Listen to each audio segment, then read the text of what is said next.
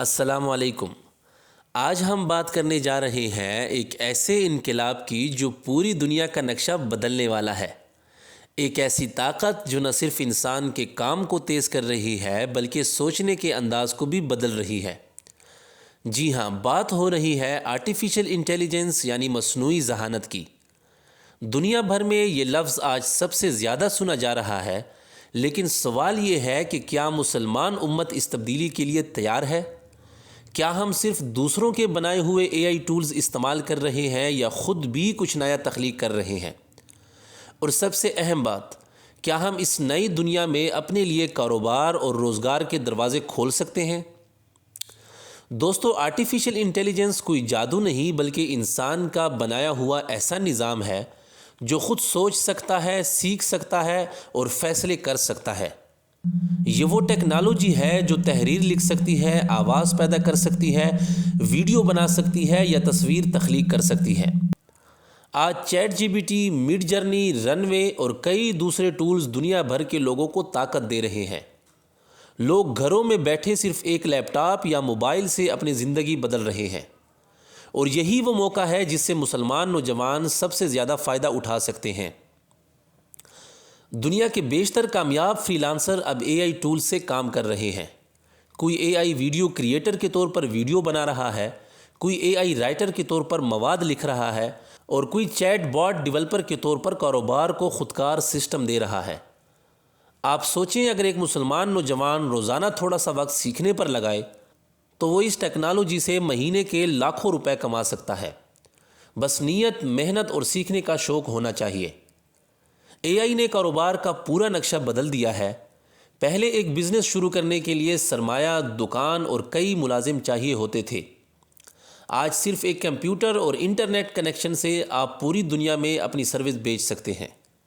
کوئی اپنی AI marketing agency چلا رہا ہے، کوئی AI ڈیزائن بیچ رہا ہے، کوئی ویڈیو ایڈیٹنگ کر رہا ہے، اور حیرت کی بات یہ ہے کہ ان میں سے کئی لوگ صرف موبائل سے کام کر رہے ہیں۔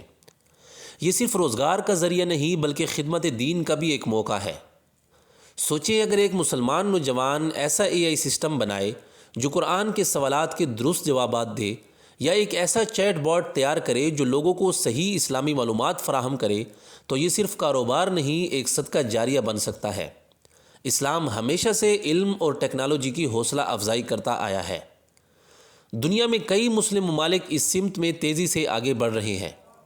سعودی عرب میں AI قرآن ریسائٹر پر کام ہو رہا ہے جو مختلف قرأتوں میں قرآن سناتا ہے۔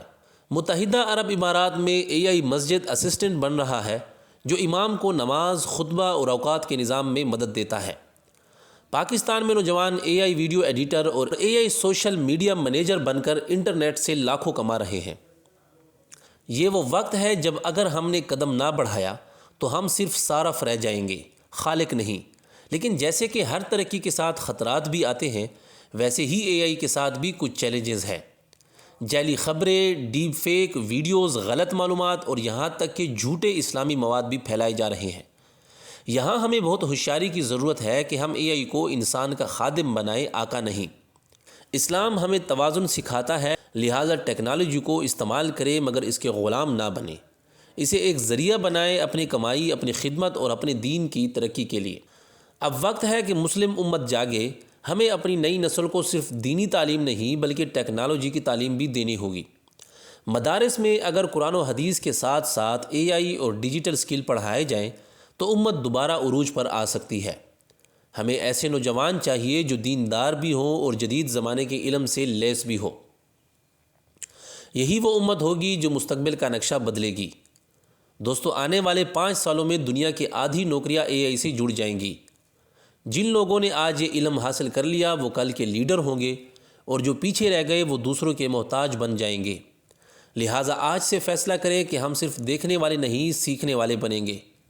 AI سے فائدہ اٹھائیں مگر اپنے اسلامی اصولوں کے دائرے میں رہ کر۔ آخر میں ایک سوال چھوڑتا ہوں، کیا آپ اس انقلاب کے لیے تیار ہیں؟ کیا آپ چاہیں گے کہ دنیا کے نئے ڈیجیٹل نقشے پر مسلم انوویٹر کے نام لکھے جائیں؟